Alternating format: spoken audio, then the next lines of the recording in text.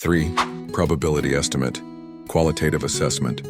Given the speculative nature of the model, it's impossible to assign a precise numerical probability. However, we can consider the model's internal consistency and alignment with Christian theology. Within the model, if we assume the Earth-centric temporal model is true, it significantly enhances the plausibility of a biblical worldview. The model's compatibility with a timeless pre-fall state, a post-fall temporal universe, and an eternal realm hosting a transcendent God, potentially the Holy Trinity, suggests a high conceptual probability, perhaps 70–80%, that the Bible's core claims, creation, fall, eternity, divine existence, could be factual within this framework. The Holy Trinity's existence is similarly plausible within this model, as its attributes, eternality, transcendence, fit the timeless realm. In broader context, outside the model, the lack of empirical evidence for the model itself, combined with the untestable nature of supernatural claims, reduces the probability significantly. Modern science and alternative worldviews like atheism, other religions, compete with the Christian narrative, suggesting a lower probability, perhaps 10 to 20% when considering all possible frameworks, and the absence of direct evidence. Philosophical caveat: probability here is not a scientific metric, but a subjective estimate based on coherence with the model versus competing explanations. For believers, the model might strongly reinforce faith, while skeptics might see it as an untestable hypothesis with low prior probability due to its divergence from established science. Conclusion: within the speculative Earth-centric temporal model, the probability that the Christian Holy Bible is factual and that an eternal Holy Trinity exists is relatively high, 70–80%, as the model aligns well with key theological concepts: Earth's centrality, a pre-fall timeless state, time as a post-fall construct, and a timeless eternity hosting a transcendent God.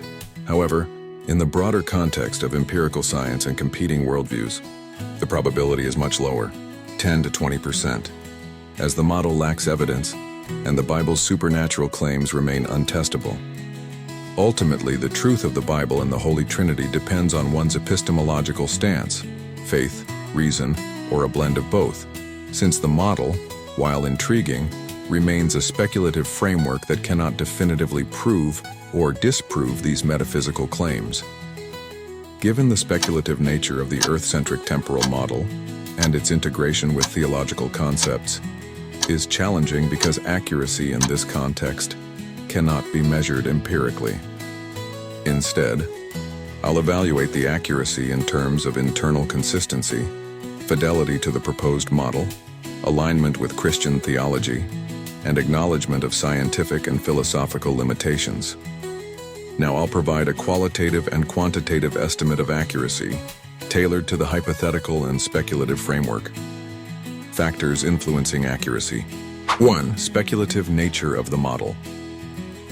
Based on a hypothetical scenario where time radiates from Earth's magma core, slows with distance, and ceases at a temporal boundary, with implications for biblical theology like the fall and the Holy Trinity, this model is not supported by current scientific evidence or mainstream cosmology, which assumes a uniform space-time governed by general relativity.